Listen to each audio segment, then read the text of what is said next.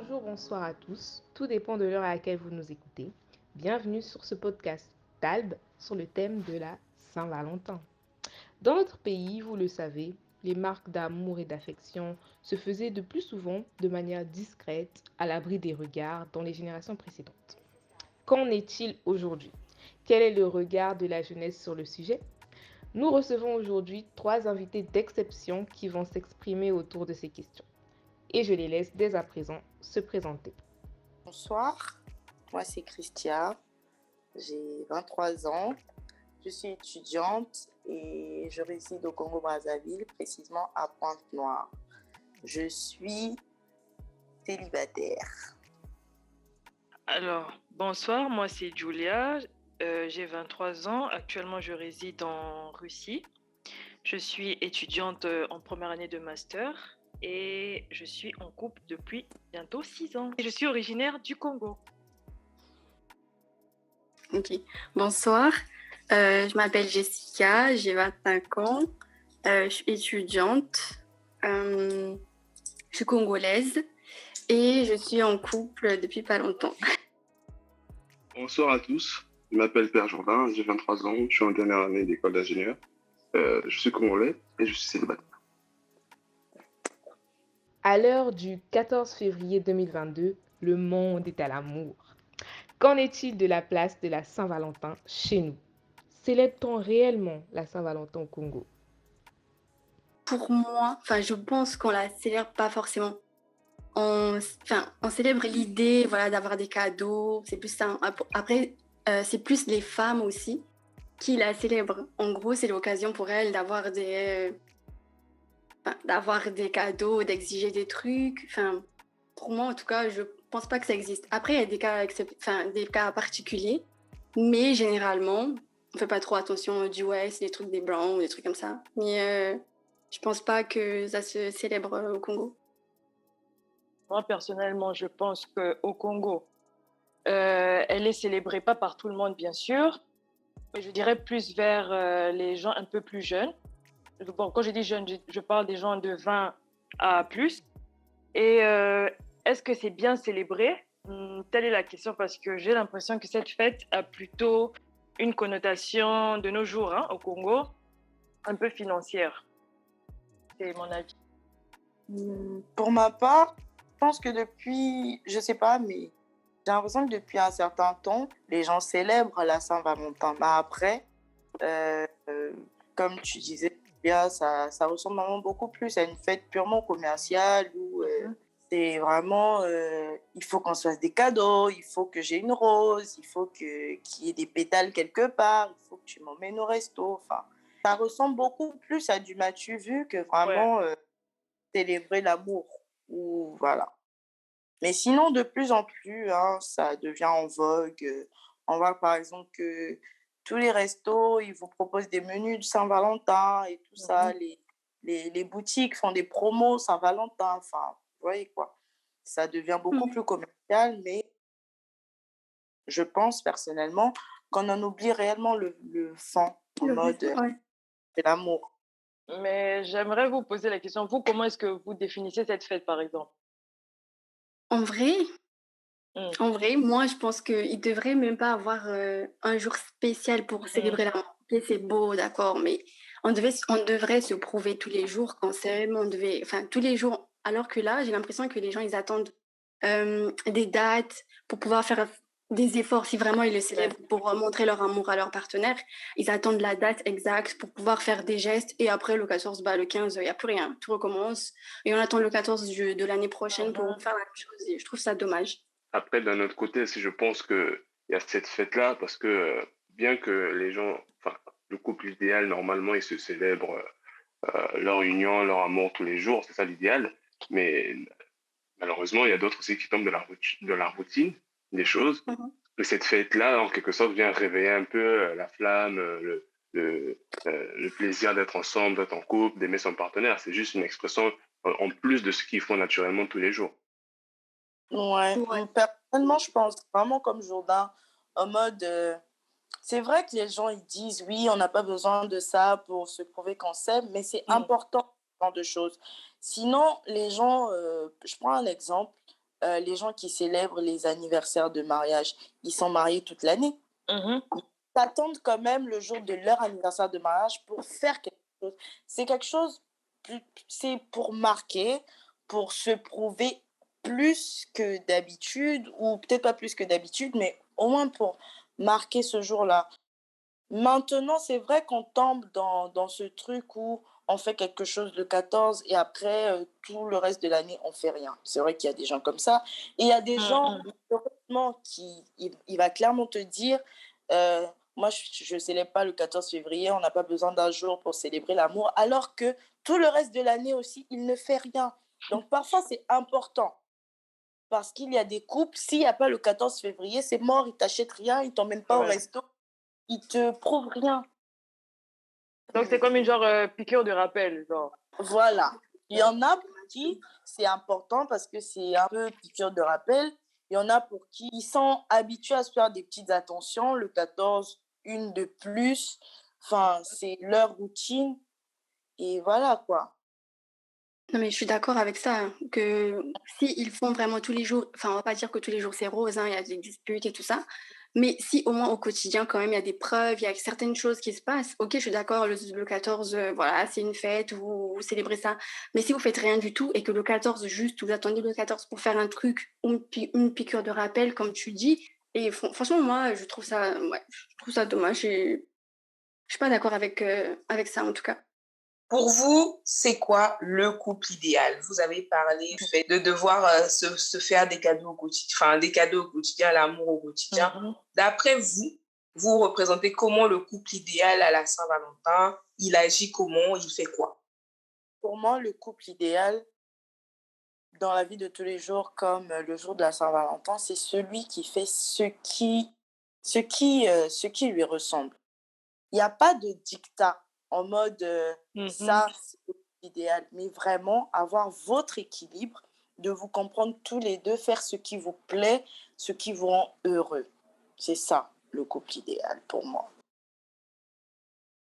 Je pense aussi que la question sous-jacente à celle qui est posée, c'est que l'impact un peu de ce qu'on voit sur les réseaux sociaux et que l'image qu'on peut avoir du couple idéal, en fait. Ouais. Oui, il y a ça. Pour moi, personnellement, je parlerai de façon générale d'abord. Pour moi, un couple idéal, c'est un couple dans lequel tout le monde se complète. C'est-à-dire que si sur certains points, par exemple, tu n'es pas satisfait ou par exemple, tu n'as pas, il te manque des choses, il faut que l'autre ait il faut que vous ayez cet équilibre dans les deux cas.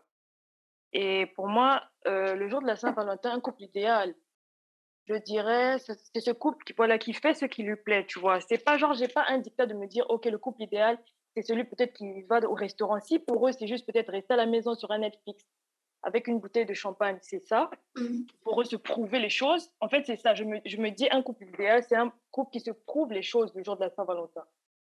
Pas celui qui reste là sur ses acquis. Et moi, du coup, je pense que, enfin, oui, le couple idéal pendant la Saint-Valentin, c'est déjà faire ce que vous avez enfin, du moins, faire ce que vous avez l'habitude, mais aussi, c'est peut-être l'occasion de tester de nouvelles expériences, par exemple. Je sais pas, faire découvrir à son partenaire quelque chose ou, enfin, moi, je vois ça comme ça, mais dans un truc que la personne en face pourrait apprécier. D'accord. Et Bah, pour revenir à la question sous-jacente dont Jourdain parlait, du fait qu'il y ait ce truc de couple idéal sur les réseaux, il faudrait que les gens se rendent compte que ce que les autres font ne vont pas forcément nous rendre heureux, nous. Mhm. Le fait d'aller dans un restaurant où c'est plein de fleurs, où c'est je sais pas quoi, ça peut rendre heureux comme ça peut ne pas vous rendre heureux. Vous imaginez, vous dépensez énormément d'énergie pour organiser un truc vraiment instagrammable, parce que oui, c'est ça. Mhm. Et au final, votre partenaire, c'est bof, ok. Vous voyez, votre partenaire va pas forcément vous dire, ouais, j'aime pas, je suis déçue, Mhm. mais elle aurait préféré faire autre chose. Oui. Donc, tu penses que ça passe aussi par la communication? par exemple, Oui, dans un bien couple. sûr. Le couple idéal, c'est vraiment celui-là qui se comprend, qui se complète et qui communique sur le genre de choses que j'aime et j'aime pas. On tolère ou on accepte parce qu'on voit l'effort que tu as fait, mais ça ne nous rend pas forcément heureux, alors que le but recherché, c'était peut-être de rendre l'autre heureux. Mais parce que tu as vu quelque chose sur les réseaux, tu t'es dit, ah ouais, c'est comme ça que tout le monde doit faire, alors que ton couple, c'est pas le couple de tout le monde. C'est désolant. Ah, pour la partie Instagram, moi, j'ai envie de dire aujourd'hui que ça fait, ça fait partie de la culture de notre génération, en fait. Avoir la belle photo que tu vas poster sur Instagram, qui va être dans ton feed et tout ça, montrer aux gens que tu passes des bons moments. Bien que ça ne reflète pas réellement l'état dans lequel tu te trouves ou bien dans ce que tu ressens réellement, mais ça fait partie, malheureusement, de notre génération. On a besoin d'avoir cette actualité toujours à poster. Tout le monde n'est pas comme ça, mais de plus en plus, nous, jeunes, on est dans cette culture-là des réseaux sociaux, montre ce qu'on fait, montre ce qu'on voit, montrer avec qui on est. Et voilà quoi. On est obligé de dealer avec, pour certains. Ou quand il y a la culture Instagrammable, ou même quand tu veux poster, mais poste ce qui te ressemble et ce qui va ressembler à ton couple, en fait. Voilà, ouais. Parce que de faire un truc qui vous ressemble, vous deux, et donc de prendre une photo et de mettre sur les réseaux sociaux, c'est pas grave. Mais le problème, c'est de copier sans prendre en compte l'avis de l'autre, de se dire oui, c'est parce que j'ai vu, je fais. Mais pas si ça va plaire. Alors que un simple dîner ou, je sais pas moi, une simple soirée chill Netflix, ça peut être vraiment ce que ton partenaire désire, tu vois. Et voilà. Tu peux prendre une très belle photo avec ton verre de vin en train de regarder Netflix, clairement. D'accord. L'amour, c'est pas comme dans les novellas. D'après vous, d'où nous vient notre façon de penser l'amour aujourd'hui? C'est-à-dire en mode exclusif, c'est lui et moi, des trucs comme ça. Est-ce que vous pensez que ça a toujours été comme ça depuis le commencement, que c'est juste deux personnes, ou est-ce que vous acceptez le fait qu'il y ait d'autres personnes? Et aussi, quel est l'impact, enfin, on a parlé de ça tout à l'heure par rapport à l'impact des réseaux sociaux et tout, mais est-ce que vraiment, quand vous parlez de la Saint-Valentin, les fleurs, les pétales, même le vin et Netflix, hein, est-ce que vous pensez que cette manière-là de vivre l'amour, c'est ce que vous vivez déjà, enfin, comme ça qu'on vit l'amour dans la vie réelle, et sinon, pourquoi et d'où nous vient cette manière de voir l'amour, en fait? Ouais. Pour la partie exclusive, je pense que c'est un peu historique et un peu culturel. Euh, on est issu d'un pays qui a été anciennement colonisé. La conception de l'amour, des relations, elle a évolué. Avant les colons, je pense que c'était normal pour quelqu'un d'avoir deux, trois femmes. Mais après les colons, c'est un peu changé. Il y en a qui sont toujours dans cette mentalité-là et ça ne les gêne pas d'enchaîner deux, trois femmes ou de gérer trois meufs à la fois. Et pour d'autres, avec l'apport aussi de la religion, c'est un amour exclusif parce qu'il faut être marié, il faut avoir des enfants, il faut une stabilité, voilà, des choses comme ça. Et ça a changé. Et du coup, je pense que ça a changé notre perception de l'amour. Et après, aujourd'hui, maintenant, il y a cette tendance-là de l'amour libéré, que ce soit pour les femmes, pour les femmes en majorité, parce qu'elles en ont beaucoup souffert par rapport à ça aussi. L'amour libéré, l'amour assumé, que tu aies un, deux, trois partenaires, on s'en fout, du moment que tu kiffes ta vie et que tu prends plaisir avec les personnes que tu es. Donc, par rapport à ce que tu viens de dire, tu penses que, genre, l'amour ne concerne pas juste deux personnes. Tu peux aimer, genre, trois personnes au même moment. Il y en a qui ont cette What the capacité. fuck? Ah, non, non, Euh, non. il y a- Quoi? Oh, mais qu'est-ce qu'il y a? Attends, attends, attends. C'est une réalité. Mais non, là, on va pas C'est- parler c'est- d'amour, on va parler d'attirance ou tout ce que tu veux, mais c'est pas de l'amour. non, non, non. Ah non, hein.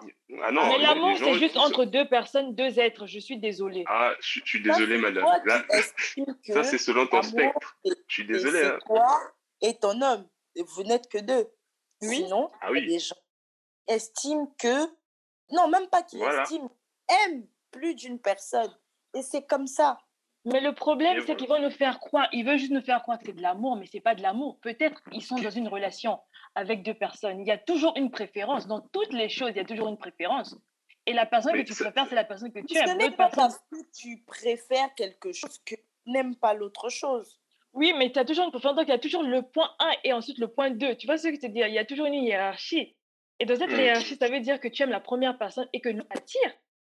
C'est pas de l'amour. Qu'est-ce que vous me racontez là? Polyamour ou quoi? Non, c'est pas le polyamour. C'est quoi ces conneries là? Attendez. Je pense que c'est le terme, mais il y en a qui expérimentent ça, ils le définissent comme étant de l'amour. Ils arrivent à gérer, à aimer la première personne avec qui ils sortent de la même manière qu'ils aiment la deuxième et qu'il n'y a pas de jalousie entre elles en plus. Alors, ça veut dire que la première personne, il n'aime pas réellement. Parce que comme moi, ma façon de penser, c'est que quand tu aimes réellement une personne, tu n'as pas le temps de te disperser à aimer une autre. Parce que tu aimes une seule personne. Vous savez, le poids de l'amour dans la vie de quelqu'un, c'est un grand poids. C'est un grand poids.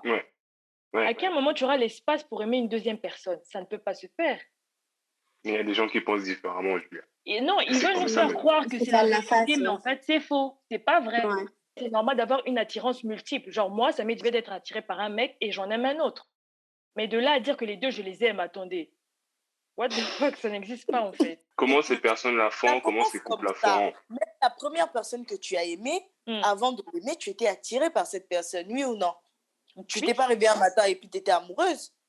Oui, mais quand tu es attirée, tu peux être attirée par différentes personnes parce qu'elles ont différentes qualités. Tout le monde n'est pas pareil. Voilà. Après, bon, on va dire que je suis pas quelqu'un de très libéral, mais j'ai un avis assez bizarre sur l'amour.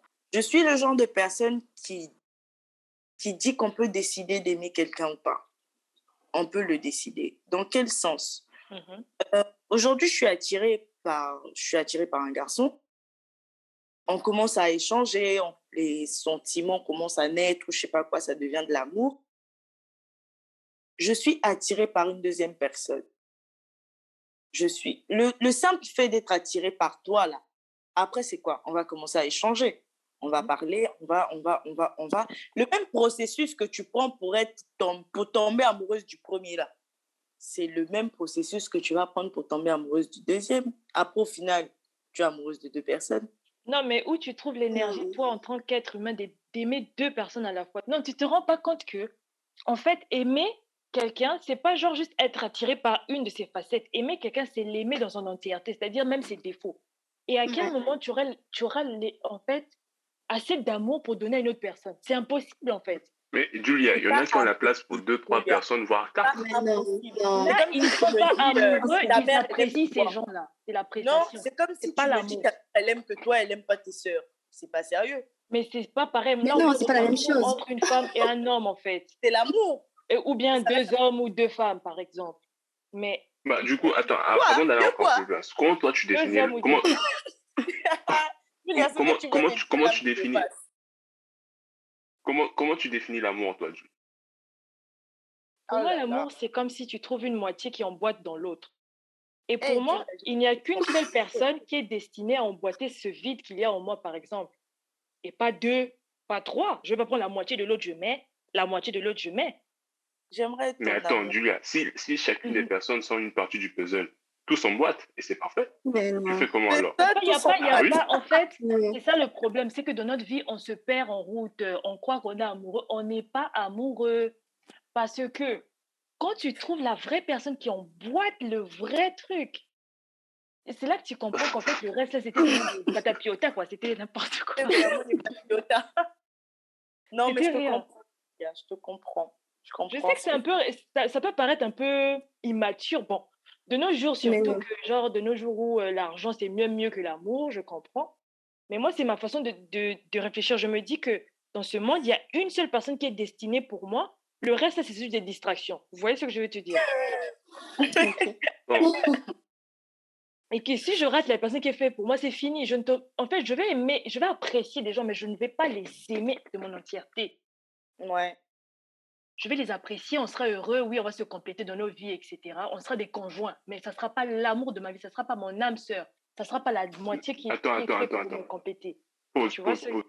Donc, il n'y a qu'une seule personne sur Terre de qui tu peux tomber amoureuse, quoi. Et c'est cette personne-là, c'est ton homme, c'est l'homme de ta vie. Les autres, c'est juste des distractions. Exactement. Mais Julia, attends, ça c'est ouais. Ouais, non, non. Je suis pas trop Non, d'accord. non, non. Ah oui. En fait, Je sais pas. que Dieu lui Au a lycée, en- au lycée, je sais pas, je sais pas si tu as plusieurs relations ou pas, mais à chaque dit, fois, tu t'es dit que tu étais amoureuse de la personne. Oui, t'es en mais c'est couple, là que je me mentais, en fait. Je croyais que c'était ça l'amour, mais c'est pas. Mais quand tu rencontres le vrai, tu te dis, mais en fait, c'est ça le vrai amour. Mais à chaque fois que tu rencontres une nouvelle Parce que personne, tu vas dire que c'est le vrai. non, non, tu Ouais, sais pourquoi?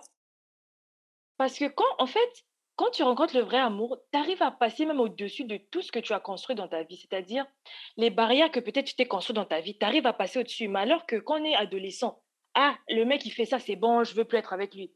Mais quand tu es avec le vrai amour, l'amour que tu as pour cette personne te fait même changer même tes critères. ouais.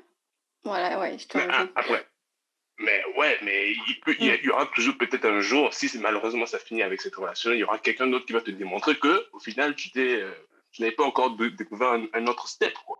Tu vois? Non, non, ça veut juste dire que la personne que tu étais avant, que tu croyais que tu l'aimais pas. Oh non, non, non, C'était une non. perte de temps. Si tu t'es perdu Laisse dans ça. l'univers. Non, non, non. Je la laisse. Si, si, si. Laisse. Franchement, là, il y a eu presque tout. Du coup, j'ai pas grand-chose à rajouter. Attends, Mais attends. Maintenant, toi, tu penses quoi de ce que Jordan disait, genre polyamour, etc. On peut aimer deux personnes. Tu penses quoi, Jessica? On peut aimer deux personnes non, à la fois? non, franchement, je suis d'accord avec ce que tu disais dans le sens où aimer une personne, c'est vraiment aimer ses défauts, aimer tout, Mm. tout ce que tu n'es pas censé aimer normalement, mais tu les aimes, tu arrives à passer au-dessus de certaines choses. Mhm, Et après, tu peux être attiré par certains aspects d'une personne. Par exemple, des trucs qui t'attirent vers une autre personne et tu te dis, ouais, j'apprécie et que tu te vois à la face en disant que tu l'aimes, mais tu aimes juste ces choses en elle, mais tu n'aimes pas le tout. Alors que aimer une personne, vraiment, tu es dévoué à la personne, tu fais tout pour la personne, tu penses plus à toi. Je pense pas que tu vas pas penser à toi, penser à deux personnes ou trois personnes en plus de tout, enfin, avant toi-même. Enfin, moi, je trouve ça que c'est impossible, hein. En tout cas, je mhm. trouve que c'est impossible et je suis pas d'accord avec toi, Jourdain. Jordan, tu as vu pourquoi jusqu'à présent, tu es encore célibataire? Il faut rester dans le sujet, hein.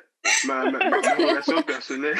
Tu as déjà perdu l'amour de ta vie, Jordan. Voilà pourquoi tu n'arrives pas à te remettre en couple. Tu as déjà perdu. Repars alors. Oula. Pour repartir à la question, Mhm, je crois, Jordan, tu as parlé aussi de la religion. mhm, Il y a ça. Il y a la religion qui est venue nous recadrer. Il y a aussi moi je pense, hein, il y a aussi le fait qu'on regarde beaucoup le mhm. modèle occidental. Mais vraiment, Ouais. quand beaucoup, il y a ça. Parce que quand vous êtes dans une communauté, je dis ça, vraiment, je n'affirme pas. Mais par exemple, je prends l'exemple des Sénégalais ou des Maliens.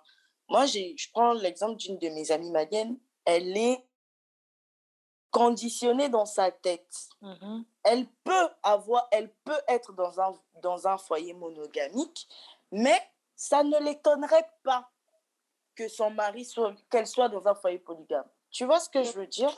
Qu'elle soit seule, gloire à Dieu, mais si elle sent deux ou trois, c'est pas quelque chose qui va la choquer, en fait. Tu vois? Et je pense que c'est vraiment par rapport à ce qu'on voit, par rapport au milieu dans lequel on grandit. Mhm, mhm. Tu vois? Par rapport au schéma de nos parents aussi, on veut toujours Voilà. reproduire le schéma de nos parents. C'est vrai. Pour la plupart, nos parents sont chrétiens. Mhm, Les chrétiens, c'est la monogamie. Il y a le modèle français c'est la monogamie. Il y a tout ce qu'on regarde à la télé, tu vois.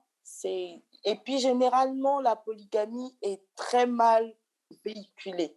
Généralement, quand on vous parle d'un foyer polygamique, c'est que on n'aime plus la première femme, on n'aime que la deuxième, les enfants là-bas souffrent, les quoi. mhm, Vous mhm. voyez? Donc, ça fait que on n'a pas envie de se retrouver dans des histoires comme ça. Ouais. Vous voyez? Donc, ça fait qu'on se dit, bon, bah, j'aurai mon foyer à moi, mon mari, moi, mes enfants. C'est impossible, improbable pour moi qu'il y ait quelqu'un d'autre. Non, mais tu as eu raison. Un point dans lequel tu dis que non, les foyers polygamiques, là, c'est toujours mal perçu. Parce que même quand tu entends toutes les histoires, tu vas toujours écouter non, il a une femme qui préfère, il a des enfants qui préfèrent. Voilà. Tu vois? C'est ça aussi qui nous conditionne, hein. La Saint-Valentin, est-ce que c'est que pour les personnes mariées? Est-ce que les célibataires, les personnes à moitié en couple, les personnes amies peuvent célébrer la Saint-Valentin? Et à Skip, le sexe, c'est pas un cadeau de Saint-Valentin. Est-ce que vous êtes d'accord avec ça? Le sexe, c'est vraiment pas un cadeau de Saint-Valentin. Le sexe, c'est pas un cadeau. Déjà, c'est pas une chose. Déjà. Le sexe, c'est pas un Non, cadeau. attendez, non, vous Là, avez sauté la première question. Vous avez sauté la première question, vous êtes passé à la deuxième direct. Là. Merci Christian, on voit où sont tes priorités. Hein. Comme ça, après on passe à autre chose, que ce soit pour un anniversaire ou pour je sais pas quoi. Le sexe, c'est pas un cadeau. Et non, arrêtez ça. Merci, je vais lui donner. Donner quoi? Ça va rester, ça va partir. On fait ensemble en fait. On est deux dans cette histoire-là. Voilà, merci. Je donne et puis je sais pas quoi. On est tous les deux là. Tu prends, je prends. Après, ça dépend. Ça dépend aussi des situations. Admettons qu'une personne, par exemple, une fille qui n'a jamais fait, par exemple, que voilà, la Saint-Valentin, elle se dit, bah, enfin, elle n'a pas forcément plus d'idées que ça, ou peut-être qu'elle se dit, ouais, bah, j'ai toujours dit non, ou j'attendais, par exemple, enfin, elle a plusieurs objectifs pour le faire, et que finalement, elle se dit, bah, non, finalement, bah, à la Saint-Valentin, je vais me donner à mon homme, même si c'est un partage, c'est sûr que c'est un partage, je dis pas que voilà, c'est un cadeau et tout, mais si vraiment le mec, il voulait le faire avec elle et qu'elle n'était pas prête avant, et que là, d'un coup, elle a une illumination et elle se dit, bah, je veux bien. C'est un beau geste, moi, je trouve. Bon, enfin, cadeau, je dirais pas forcément, mais c'est un peu... Enfin, je suis un peu mitigée. Mais dans ce sens-là, moi, je pense que ça va être considéré comme un cadeau. Et là, en cadeau, je vais dire, elle offre son innocence.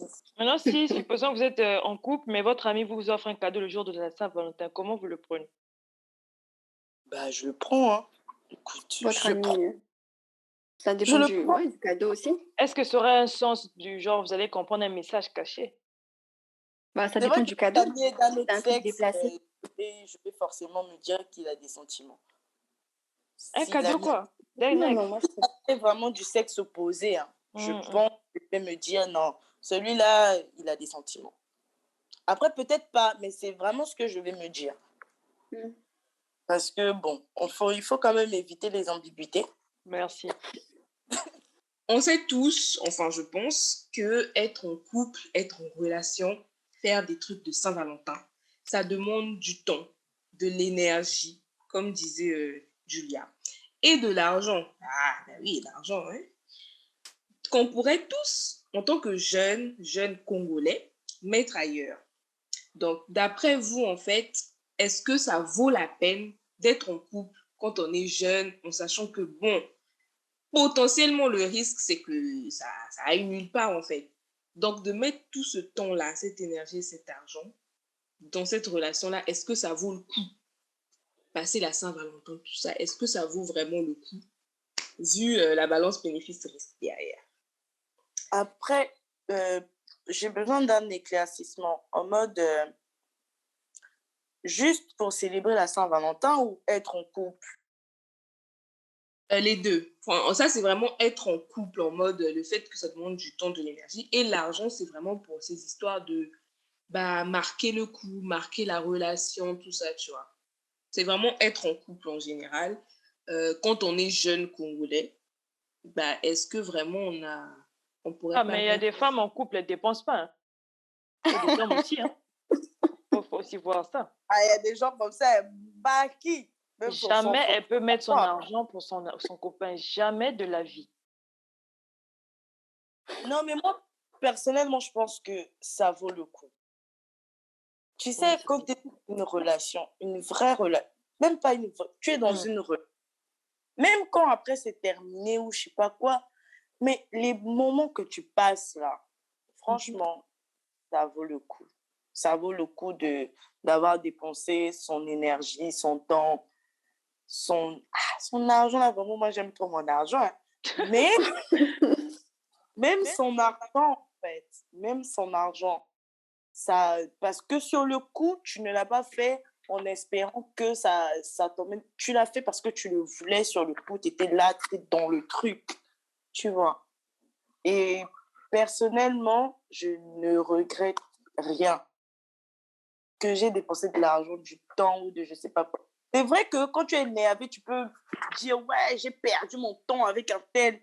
Mais dans le fond, quand tu analyses, tu as passé du bon temps et tu as peut-être appris, tu vois. Tu as peut-être appris, tu as grandi en maturité. Il y a des gens, il y a des hommes, tu sors avec eux et ils te donnent de nouvelles capacités, de nouvelles facultés, tu vois. Ils t'apprennent à faire des maths, ils t'apprennent à faire... Même si un jour vous séparez, tu dis tu as perdu ton temps, mais aujourd'hui, à cause de lui, tu sais comment on fait ça, tu vois. Je ne sais pas pourquoi, de nos jours, les gens disent « Ah, mais il se marie tôt, il se marie tôt. » Moi, ma mère, son foyer, elle avait 20 ans. 20 ans, elle était dans son foyer déjà assise. Donc, ça veut dire que c'est quand tu es jeune, là, que tu es en train de construire ta vie future. Je ne sais pas pourquoi les gens, ils attendent 50 ans pour se marier. Après, je ne me dis pas qu'il y a un âge pour se marier, mais autant on dit aux filles qui ont plus de 30 ans, ce n'est pas grave que vous vous mariez après. C'est de la même façon qu'on doit dire à une fille potentiellement mature pour aller dans son foyer, qu'elle ait 18 ans ou plus. En tout cas, il faut qu'elle ait au moins 18 ans. Merci. Et tu vois quoi, c'est à ce moment-là que tu dois construire ta relation parce que c'est ça qui va t'emmener plus tard dans ton foyer, dans ta vie de couple, dans ton quoi. Et il y a des gens, ils peuvent arriver jusqu'à 30 ans, ils ne sont pas mariés, mais c'est le même couple qui a commencé depuis qu'ils ont 18 ans. Donc, il faut bien faire, je ne sais pas si je vais dire, ces sacrifices ou je ne sais pas quoi pour la bonne base et monter ensemble, en fait. Donc, ça en vaut vraiment la peine de perdre, entre guillemets, son énergie, son temps et son argent. Ça en vaut la peine. Il faut vivre pleinement ses relations. Sa relation, pas cette, pardon, sa relation. Madame, expérience, hein. Alors, moi, je pense que c'est un choix. C'est un choix.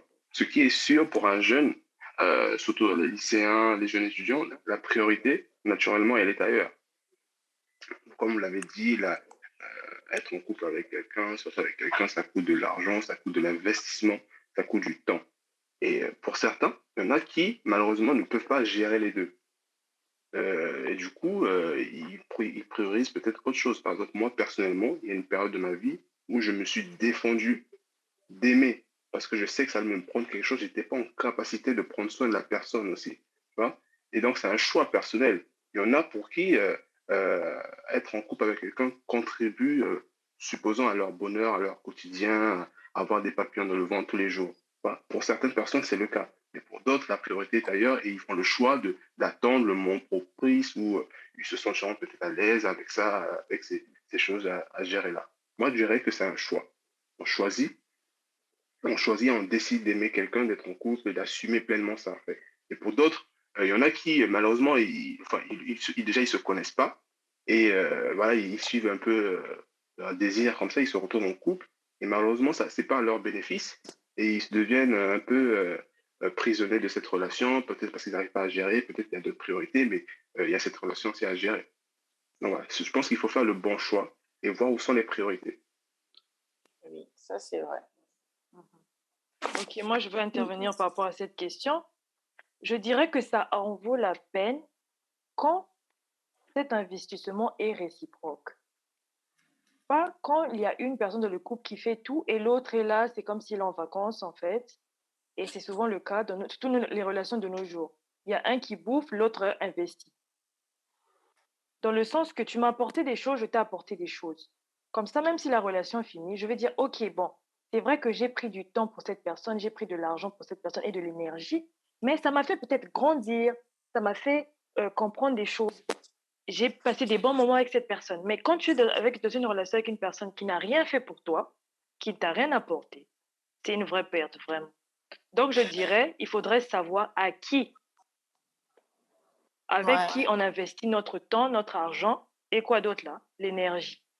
Parce qu'il y a beaucoup de gens qui n'en vaut pas la peine, je vous jure. Je suis pas un peu d'accord avec toi. Enfin, je suis pas d'accord du tout. Enfin, je suis pas d'accord parce que peu importe la relation dans laquelle tu es, tu apprends toujours quelque chose, que tu le veuilles ou pas. Tu vois? On apprend toujours quelque chose dans une relation. Oui, oui. Que Non, tu mais aies après, l'impression ça ne sera d'avoir pas une perte. Ça sera pas, dans tous les cas, c'est un bénéfice. C'est un bénéfice. Après, je pense que c'est ta façon de voir les choses, mais enfin, Ah, tu apprends toujours quelque chose. Il y a pas de perte de temps. Voilà, c'est arrivé, c'est une relation, oui. qu'elle soit finie, que voilà, tu as eu de bons moments ou pas. Il y a toujours quelque chose que tu vas en tirer de cette relation-là. Oui, les regrets. Voici ce que je vais retirer. Mais Jordan, tu sais, c'est vrai que tu en tires toujours quelque chose. Mais on peut pas. Mais les Tu filles, on peut imagines pas un peu construire la notre vie sur des balance. regrets. Non, tu imagines un peu la balance. Je prends un exemple bête. Dans ce couple-là, j'ai investi 100 000. Toi, tu as investi 25. Genre, tu pars avec Et 100 000, alors? moi, 25. Tu Et vois pas que alors? il y a Et, trop et- d'écart. mais Mais et ça alors, dépend si des la personne revenus a aussi de chacun. mais Non, si 25 000, c'est sa capacité, tu fais comment? Bah oui. Non, non, Bah non, oui. c'est pas de ça qu'on parle. ça, je parle en termes, en fait, pas en termes d'argent, mais en termes de, tu vois, regarde un peu la Non, différence de ceux c'est avec vrai. quoi je pars, ceux avec quoi Non. toi tu pars, tu vois. Ce, C'est là ce où qui est peut-être vrai. il y a des regrets. C'est en mode, je me suis Oui, je investi vois. à 100 000 et toi à Oui, 25 %. Voilà. ouais. Ouais. Donc, par Ce exemple, qui est maintenant, vrai, supposons que tu es dans une relation.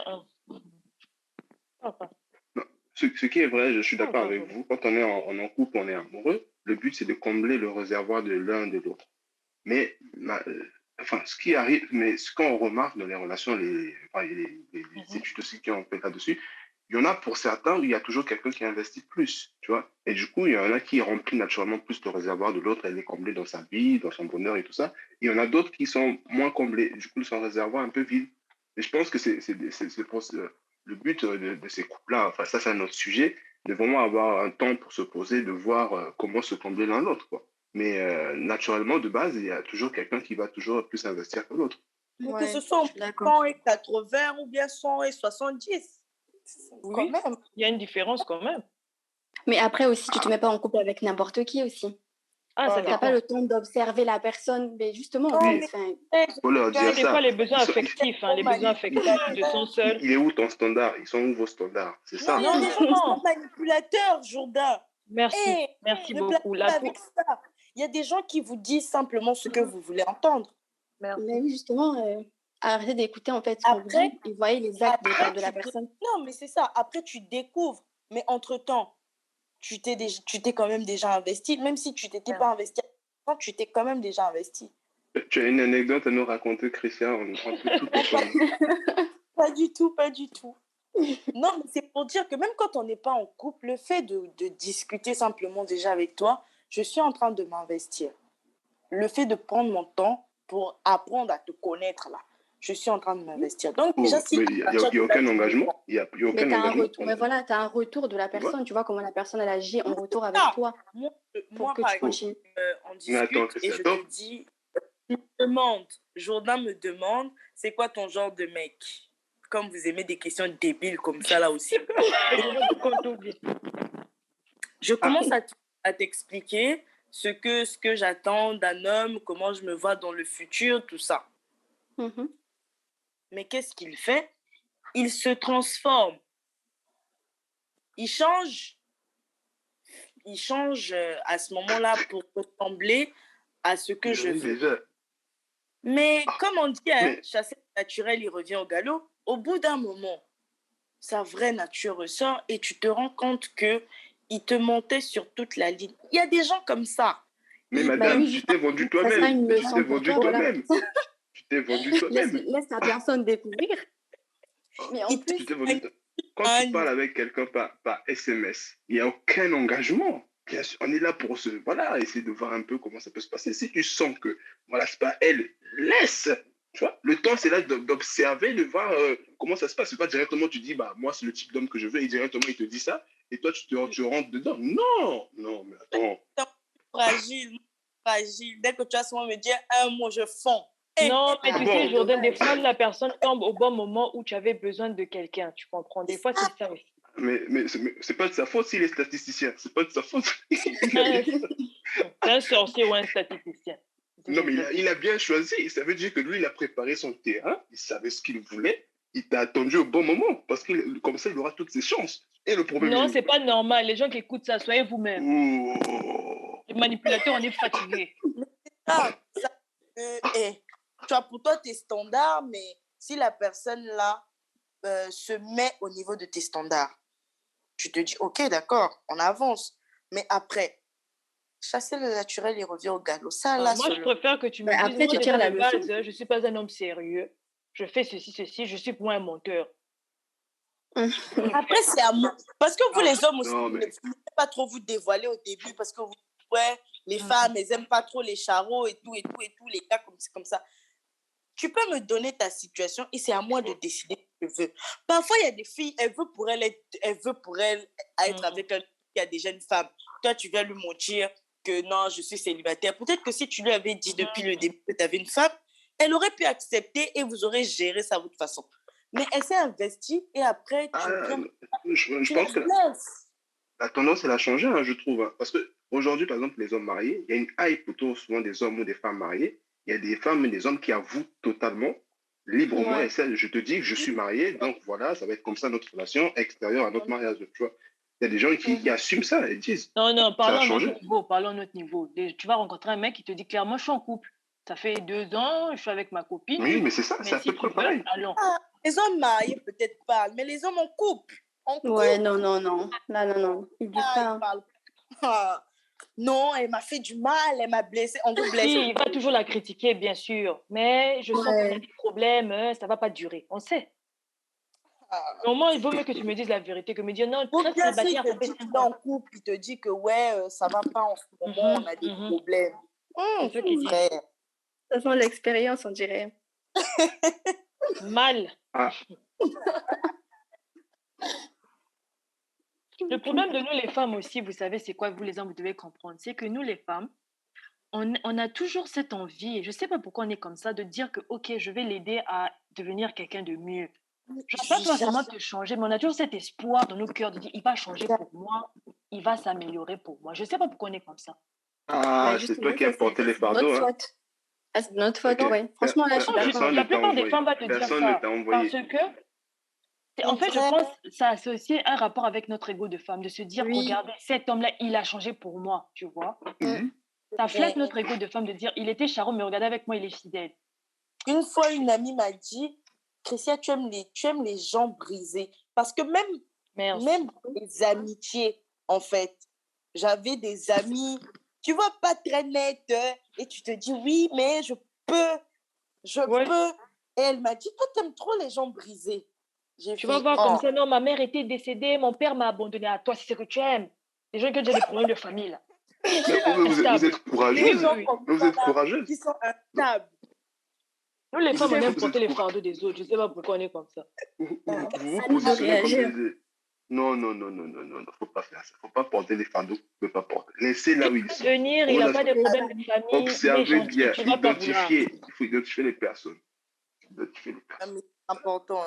C'est important. Tu vas être le pilier de l'autre. Pourquoi tu vas être d'abord toi-même de ta propre vie, tu n'es pas un pilier. Tu vas être le pilier de l'autre. Les gens nuisibles autant que chez les hommes et aussi chez les femmes. Donc, il faut bien l'identifier. Aujourd'hui, la tendance est qu'on met plus les hommes qui ont fauté en avant, mais il y a aussi des femmes qui, Pourquoi tu souris? Moi, je peux pas sourire. Là où le problème. Il a dit des femmes. Mais bien sûr. Mais, non, c'est vrai. Oui. Qui ont des comportements vraiment... tu doutes ou quoi? Mais si vous aviez un conseil concernant la Saint-Valentin, tout ce dont on a discuté autour de la Saint-Valentin aux jeunes au Congo, qu'est-ce que vous leur diriez? Un conseil en une phrase, vite fait. En une phrase. En une phrase, c'est un peu abusé, mais je veux dire... Arrêtez le suivisme. C'est pas parce que le couple est comme ça que toi aussi tu dois faire comme ça que ton couple doit être. Des fois, les couples que vous idéalisez, là, parfois, vous savez pas, derrière toutes ces images que vous voyez, les photos, les statuts, ils souffrent le martyre là-bas, trompés du premier jusqu'au 30. Donc, Ouais. concentrez-vous dans vos relations. Arrêtez toujours de vous comparer. L'autre, on l'a fait, moi, on m'a pas fait. Non. Il m'a pas fait, je lui fais, il va voir comme ça la prochaine fois, il va me faire. C'est tout. Mhm. La vie, des fois, c'est plus facile d'agir que de parler. Donc, voilà mon conseil. Agissez, arrêtez de beaucoup parler. Merci. Alors, moi aussi, je vais prendre la parole. Alors, moi, ce que ce que j'aimerais dire, s'il vous plaît, de grâce, n'allez pas saturer les motels de Troyo. S'il te plaît, garde tes 2500, tes 5000, hein. Ça va te servir. Non, arrête de rendre les gens égoïstes. Oh. Non, non, plus sérieusement, euh, c'est bien de la célébrer, mais il faut savoir déjà qui tu es, où tu veux aller, et profiter aussi de ce bon temps avec ta partenaire, mais dans les limites de ce que toi, tu peux accepter de tes capacités. Pas chercher à être quelqu'un que tu n'es pas, en fait. Pas chercher à copier ce qui se passe ailleurs, par tout le monde, ou ce que tu as vu sur les réseaux sociaux. Si tu es célibataire aussi, profite de ta journée, tu es avec tes amis, mais c'est pas la Saint-Valentin que tu célèbres, tu es seul seulement, en fait. Oh. Ça, c'est méchant, mais non. Être en couple, ça, c'est pas tout dans la vie. Ne soyez pas tristes, les célibataires. Donnez-vous de l'amour. Donnez-vous de l'amour. Non, mais moi, bah, comme vous avez dit, hein, c'est déjà pour les jeunes Congolais habitant au Congo-Brazzaville, s'il vous plaît, soyez-vous. Soyez-vous. N'allez pas faire des choses pour prouver. Hein? Les jeunes au Congo, encore les jeunes Congolais à l'étranger, mais les jeunes Congolais au Congo, on sait entre nous qu'on n'a pas de boulot et qu'on n'a pas d'argent. Donc, évitez de dépenser de l'argent inutilement pour ça. Faites des choses qui vous ressemblent. Si vous voulez aller au restaurant, oui, mais n'allez pas non plus manger à la Villa Madiba alors que vous savez que vous n'allez pas avoir les moyens demain même de prendre un taxi. Ne vous ruinez pas. Célébrez votre amour vraiment comme vous pouvez, comme ça vous représente et tout ça et tout ça. Les fleurs, les dîners, les chocolats, c'est beau, mais ça ne correspond pas à tout le monde. Soyez vous. Et puis voilà, vivez votre amour pleinement. C'est tout. Moi, j'ai rien vraiment à rajouter. Hein. Soyez-vous, profitez, vraiment, évitez le complexe parce que c'est ce qui est en train de nous tuer aujourd'hui. Évitez le complexe et faites ce qui vous ressemble comme ce que vous avez dit en gros. Voilà. Merci à tous de nous avoir suivis tout au long de ce débat. Donnez-nous votre avis sur le sujet. Êtes-vous plutôt Netflix dans le canapé ou Resto 5 étoiles? Et racontez-nous votre Saint-Valentin idéal. Au plaisir de vous lire et à très bientôt pour une nouvelle émission Talbana Congo.